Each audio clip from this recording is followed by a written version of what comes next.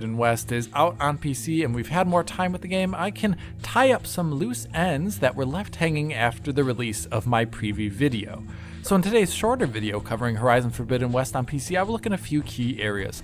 Optimized settings, what do those look like? Steam Deck, can you play it there?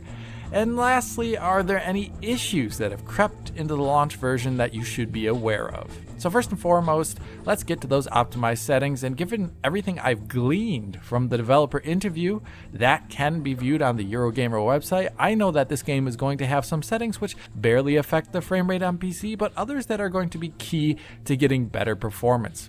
Let me first start with some of those least important settings and go from there. Ambient occlusion? There is only one SSAO option here at all, and the performance won back by turning it off is not at all worth the negative impact it has on lighting quality, so definitely keep that on. Same with screen space shadows. Turning those off does not greatly impact performance, yet you'll lose significant shadow detail. Keep that on. Beyond those binary settings, there are some other settings you should leave to their highest without much thought, such as anisotropic filtering.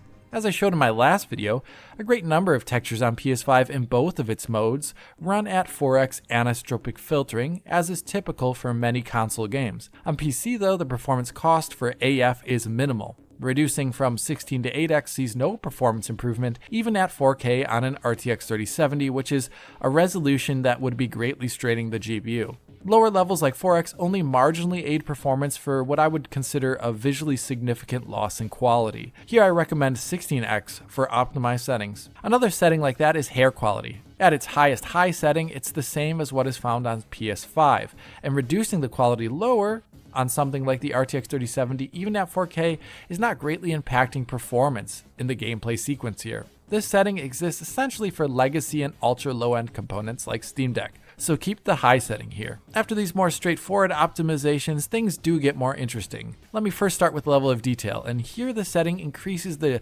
quality of geometric LODs at a distance. Going down to high improves performance by 8%, medium by 14%, and very low by nearly 20%. Here I find that the added LOD popping from medium to be a bit too much, yet I find very high to be too expensive for the admittedly small return in visuals, so I recommend the high setting here. Similar situation for shadows. Going down to high from very high increases performance by 10%, where I think it looks pretty much the exact same as very high in all views. Going down to medium and lower though may healthily increase performance by 20% or more, but shadows are a lot blobbier and aliased in motion. I recommend the high setting for that reason. Another important setting is translucency quality. At the default setting, it is like that which is found on the PS5 performance mode. You can see how the transparency effect for this waterfall here in the distance renders at what appears to be quarter of the screen's internal resolution. It can be obvious, like it is here in this shot, but it is used on the PS5 performance mode for very good reason. If you're targeting 60 FPS with high-res transparency, it could be a challenge. On the 3070, as we show here, the default setting runs 17% faster than the high-res setting when a transparency is taking up a lot of screen space, as we can show here. I would say it is worth it to turn down this setting if you're targeting 60 FPS, and if you're targeting a lower frame rate like 4DR30, you can keep it to high-res. Next we have cloud quality, and this one is interesting. In a shot like here of the game running at native 4K on the RTX 3070, I can say that you will barely see a difference in this static shot in quality, yet you'll see a healthy increase to performance when you go to medium and below. So based on this shot, you might just say, well, go with low. It's an easy and invisible win. But I would say this is not advisable. Mid to low range GPUs in this game are invariably going to be using things like DLSS, FSR2, and XeSS. And they will be upscaling from lower resolutions like we can see here with 1440p DLSS in performance mode. At lower internal resolutions like we see here, if you had the clouds to low, you'll see a greater amount of breakup, aliasing, and fizzle in the clouds on low settings. And I think that could be actually visually distracting given how often clouds occupy the screen in this game. On the very high setting in comparison, I would say the fizzle is greatly lessened. It's for this similar reason that Nixie's told us that the PS5 version in its performance mode uses the very high setting for clouds, but the quality mode uses just high. That's due to the differences in internal resolution. Considering it is not too much more expensive even at native 4K on the 3070, I will suggest the very high setting for optimized settings if you're upscaling from lower resolutions, like many will be. Another easy win for performance in gameplay is adjusting the quality of bokeh depth of field down. Here we can see the high setting for depth of field decreases the quality of depth of field in gameplay and offers a nice little 5% bump in performance while the depth of field is on screen. And I think it only looks slightly artistically different. That's definitely an optimized setting right there. And that is it for the core optimized settings, I would say. Other settings in the game do not need mentioning, I would say, as they have essentially imperceptible performance or quality wins. Beyond the core optimized settings though, I need to talk about the texture quality setting as I mentioned it in my last video, as it is more GPU specific and important. As I described in that video, if you have an 8GB GPU, the high texture quality setting is perfectly fine and performant if you run the game up to 1440p. At resolutions higher than 1440p, you will need more VRAM for high textures, as 8GB GPU performance will plummet above 1440p due to overcommitting VRAM and dipping into system memory, like we see here with this footage of the RTX 3070 running at 1800p. The performance is very, very poor in such circumstances. In such a case, as we can see here, setting textures to medium at a higher resolution than 1440p on an 8GB GPU like the 3070 will keep performance in check, and it'll be great. But what does that mean for texture quality? Check out this shot here of the game's various texture qualities when looking at the ground. At this camera distance, I would say the difference between high and very high is imperceptible for these textures. The higher bitmaps that might be there are lost at this distance. But going down to medium and low, we can see some interesting behavior where most of the textures stay of similar quality to high or very high, like the rocks and the clover, but the moss texture switches to a lower quality bitmap, fattening them out a bit in comparison to high or very high.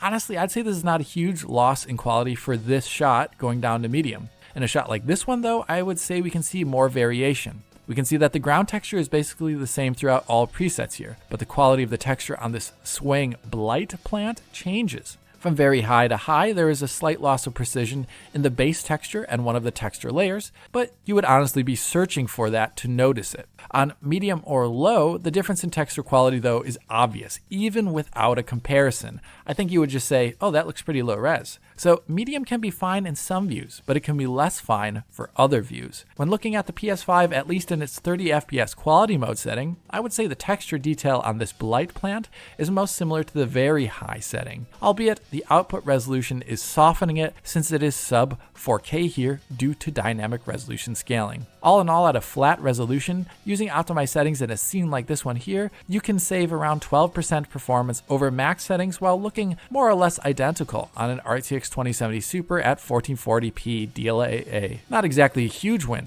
but as I recommended in my last video, the real win for optimized settings is using an upscaler like DLSS with dynamic resolution. And you'll get incredible increases in performance over native resolution while having very little difference in the end visual quality while keeping frame rates up to your desired rate. Truly, they use dynamic res so heavily on console, and for mid to low spec GPUs, I wholeheartedly recommend using it as well. It will be game changing. Okay, so that is it for optimized settings, but what about the Steam Deck? Can it be optimized for that thing? Well, to say the least, even though I was very excited by the prospect of seeing this game running on the Steam Deck, I would say in the current version that is available, I would highly advise against playing the game there. Even while running the game at the lowest possible settings in-game and running the game at 720p, trying to target 30 FPS using dynamic resolution, I would say the game fell woefully short of that target all throughout the attempted play constantly. Honestly, the visual quality on top of the performance was what I would consider unplayable.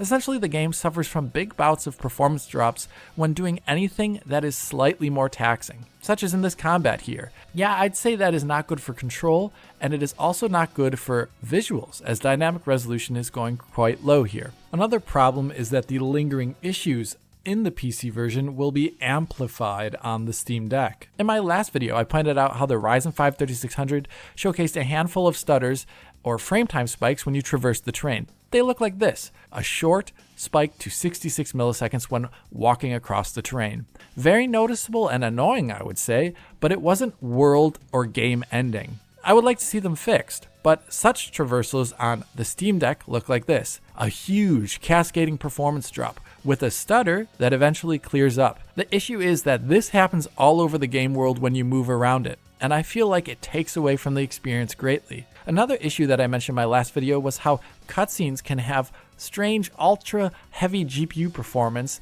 at random spots, like here on the 3070 where the frame time nearly doubles suddenly while GPU limited as the camera swings out here. On the Steam Deck, that is even worse. The game goes from being above 30 FPS and goes into the single digits in frame rate in such a moment.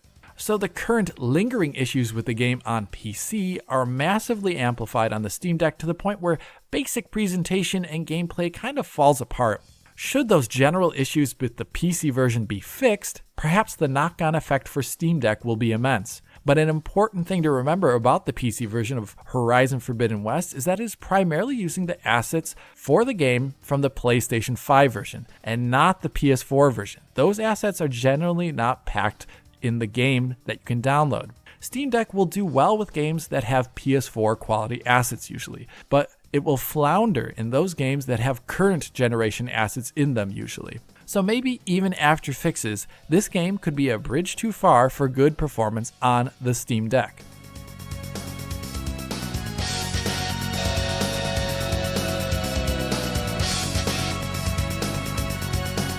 Beyond the Steam Deck, there are two other areas that I did not touch in my last week video, and that is image reconstruction and Intel Arc performance. For image reconstruction, looking between the three options available, we can see the usual characteristics for each upscaler except for XeSS, which has a lot of issues in the current version of the game. When using a non-Intel GPU and the DP4A version of XeSS, as you can see here in the middle, the image is generally soft, and any and all the particle effects have great smearing in and behind them, like you can see with the insects flying about the camera here. With an Intel Arc GPU, the XMX version of XeSS is indeed superior, it is less blurry, and the particles do not smear any longer. But look at the clouds in the background. They are now vibrating quite intensely. This happens with many of the post-process effects as well, so you'll see it in the depth of field, that intense jittering here like you could see in the clouds. You'll also see this happening with dynamic resolution being switched, as we can see here when comparing to DLSS dynamic resolution on the right on a 2070 Super and XeSS dynamic resolution on the left, there on the Intel Arc A770. You can see a kind of full screen fizzling occurring when dynamic resolution is changing on the left, and that's not really apparent on the right with DLSS. Furthermore, if you look at the performance here, you'll see that Intel Arc is not doing too well in this game, even with dynamic resolution on at the moment. It would be interesting to see how much improvement can be done there on the driver side and with some game optimization. The last aspect of reconstruction I want to talk about is DLSS 3 frame generation. Now, it works better than it did at launch as of the patch on March 28th. But if you look at DLSS 3 using standard VSync without G-Sync, the camera has some really obvious stuttering in it, which makes DLSS 3 unusable in this mode. Now, this is not the standard way to use DLSS 3, but it is a mode that it technically kind of supports, and more importantly, FSR 3 supports this mode, and when it does arrive in future patches, I would like to see frame generation working better with standard VSync. But that is really all I have to say here about Horizon Forbidden West post-launch on PC. It's a generally great and polished PC version. It has just a few issues regarding frame time spikes that need to be cleaned up on lower end CPUs, and it would be great to see some of that Steam Deck performance worked on. Anyway, if you did like this video, hit that like button and subscribe to the channel.